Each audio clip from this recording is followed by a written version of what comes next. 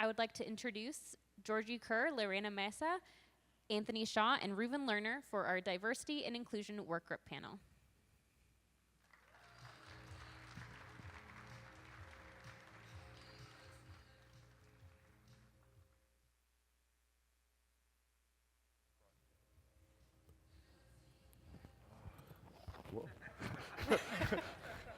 Dangerous chairs.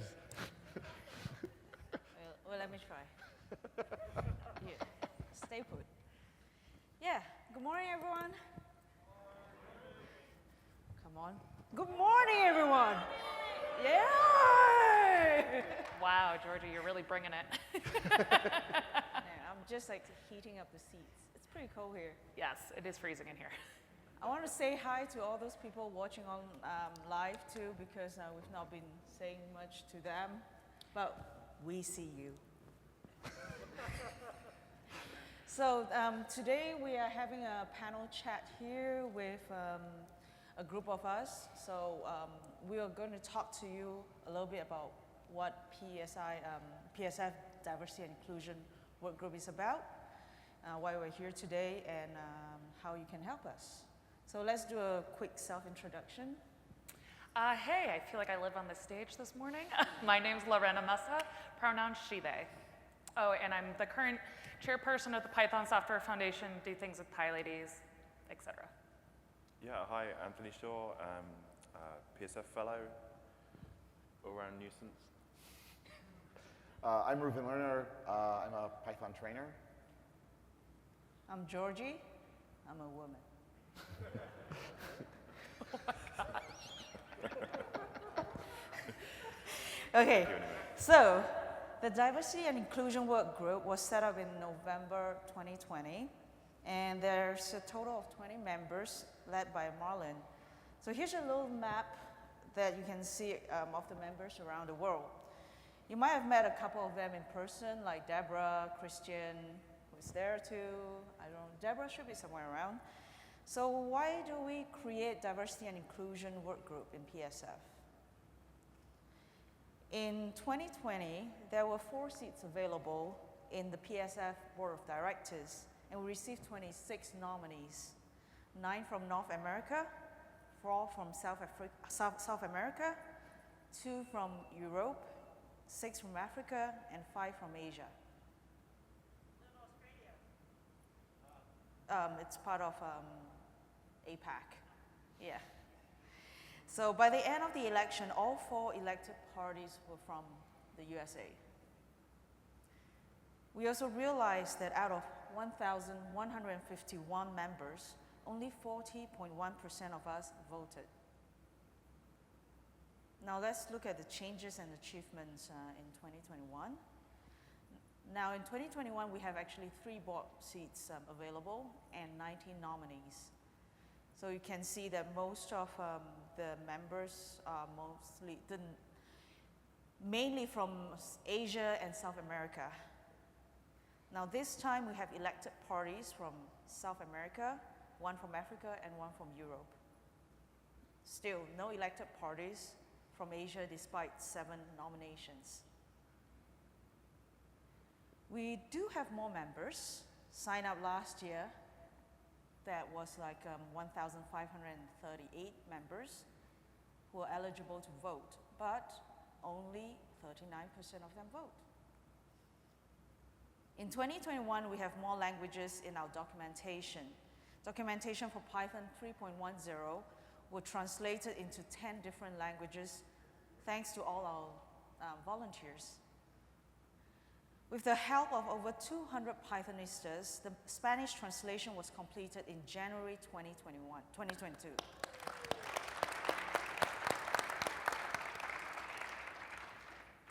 We also see that the Python technical leadership mostly are core developers in North America. If we look at the growth of Python developers worldwide, the developers grew from 8.2 million to 10.1 million in 2021. That is like 1.9 million within a year. That's amazing, Pythonistas. So let's look at the the geographic distribution around the market. Based on the GitHub repo in 2021, although this data does not filter any languages, but since Python is one of the main languages around the world, it's pretty accurate. There is no doubt that Asia is the dominant market. Now, let's discuss a little bit about the slides and based on the facts that we have here. Lorena, what do you think was the problem during the 2020 PSF election? So I always get asked, what in the world is the Python Software Foundation? And as a director for 6 years, I've been saying the same thing over and over, which is we are here to help build an inclusive and diverse community that is as inclusive and diverse as our users. So I think one of the things that started some of this conversation that led to the creation of the Diversity and Inclusion Workgroup was us thinking a little bit about the mandate of the Python Software Foundation. Again, the Python Software Foundation, we help put this event on. We help think about fundraising. We help thinking about what are the issues around the world that Pythonistas are facing. We own the trademark, et cetera, et cetera.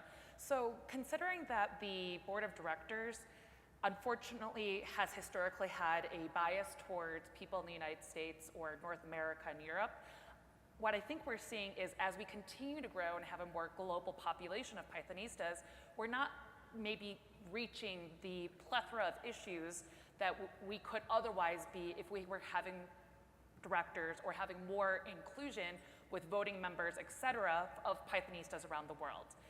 One of the things I think was really great with the end of the lightning talks is we see this growth of the regional conferences, but again, we're continuing to kind of have a little bit of a stagnant issue with outreach. And not to say that directors who come from the United States or directors who come from Europe don't understand these issues, but we all know that the people that are in these given communities are best able to speak to things that are the unique challenges in their neck of the woods. So I think that was one of the main things that led to this discussion. Again, all of us are volunteers. We're all very passionate about this community, but literally our mandate says we are building a diverse and inclusive environment and community that reflects our user population. So I think that was like a really big thing that kind of jumped in, and that was something very glaring to us in the election, was just seeing that we weren't maybe reaching people in a way that we could otherwise be reaching them. Right, that's true. Anthony, what do you think in 2021 we see some changes there? We do have more members, but what do you think the changes actually caused in 2021? Yeah, so things have changed quite a lot over the last couple of years. The membership has expanded, and there's been a lot more people sign up from Asia in particular. So I guess the membership of the PSF has expanded, and also geographically and in other aspects it's a lot more diverse.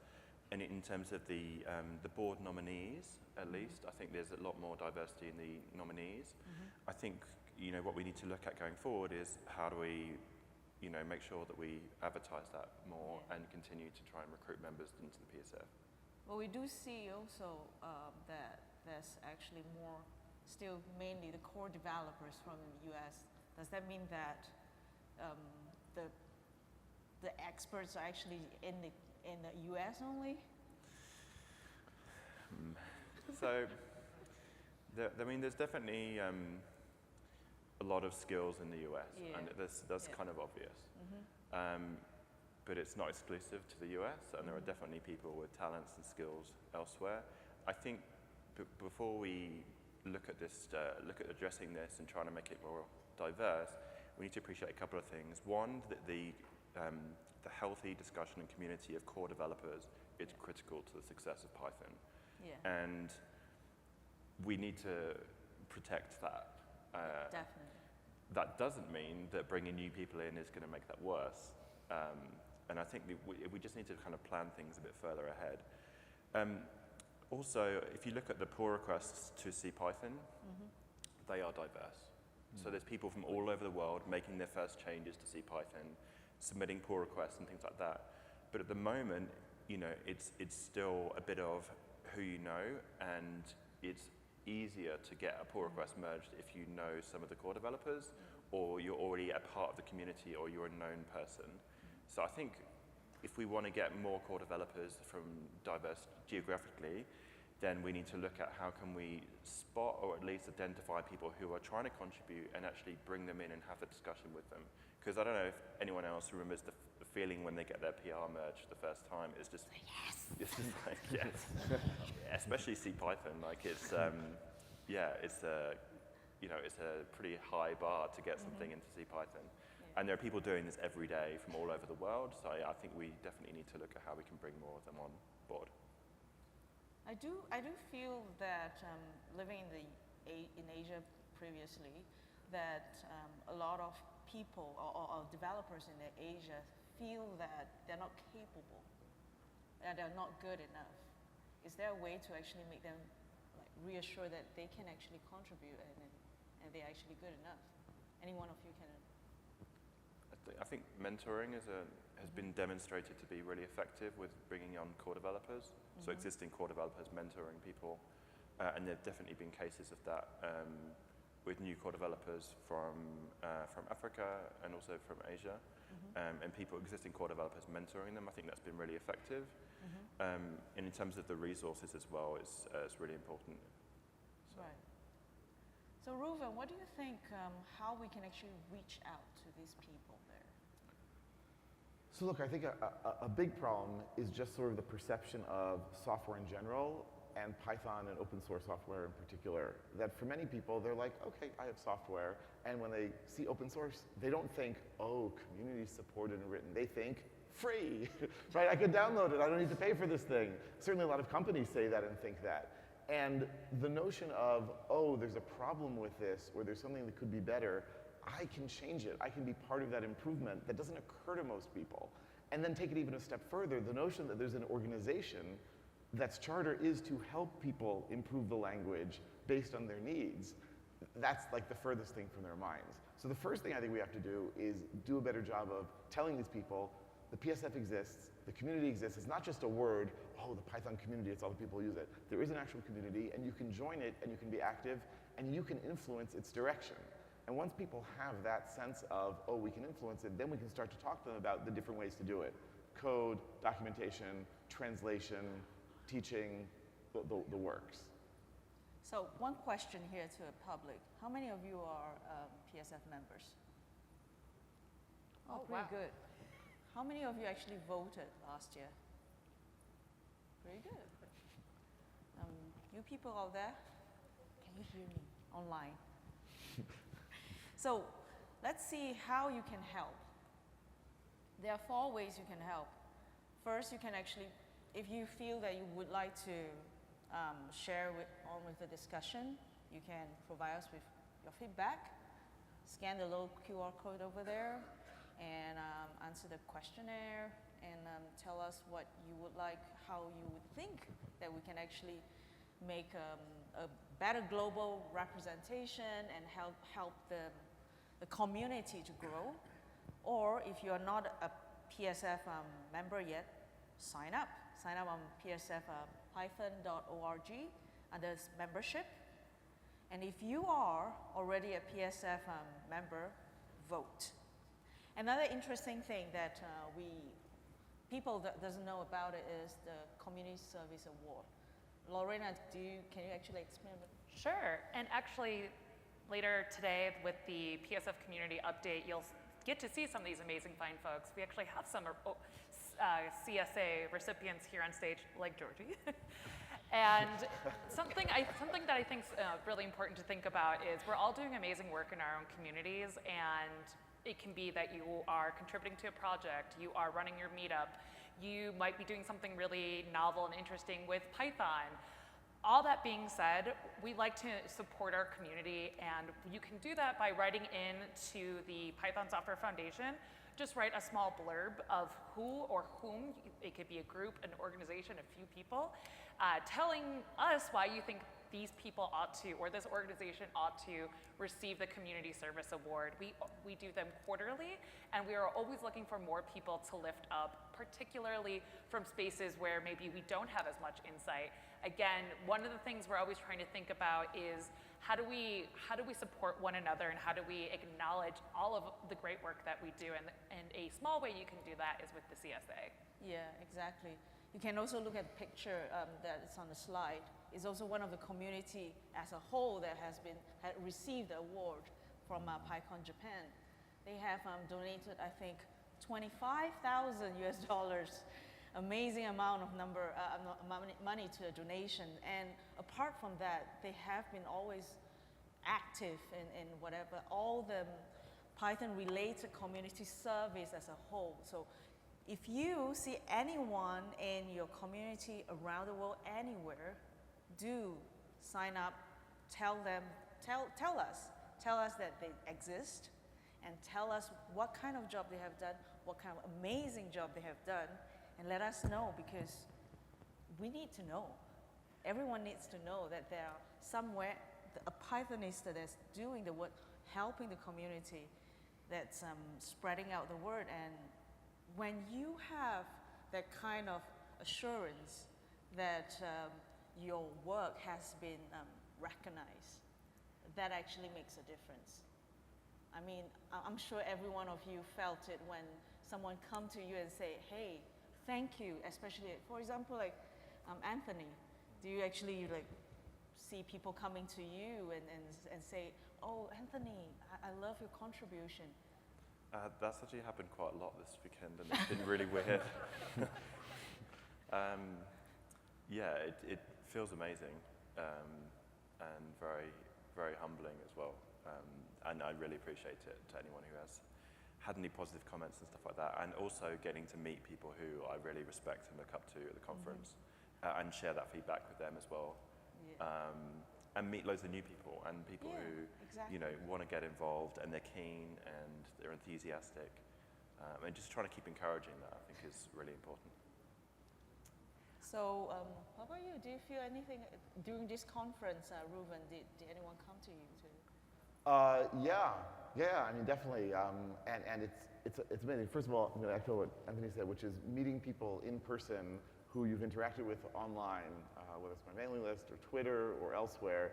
That is, of course, great. And look, there's so many people doing so many things for Python, some big and some small.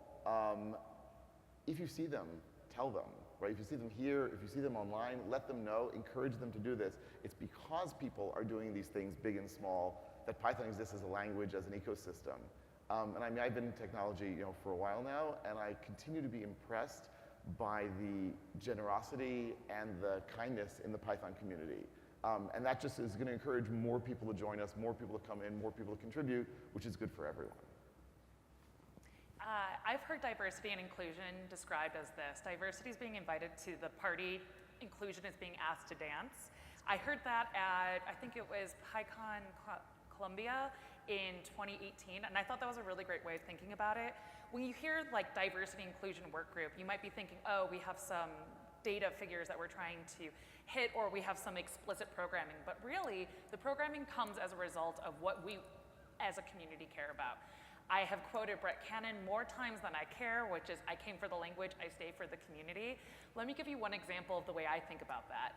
Marlene, who is a director from Zimbabwe, was doing this amazing work educating young women in Zimbabwe, and I was reading the grant proposal and some of the impact of the work that she had done, and I was completely fangirling. I believe it was PyCon in Portland in 2016. I was doing my recruitment looking for directors to contact, and I just started talking to her on Twitter. I was like, you're amazing, have you ever thought about running for the board? You have such a great perspective, you're doing all this really great work.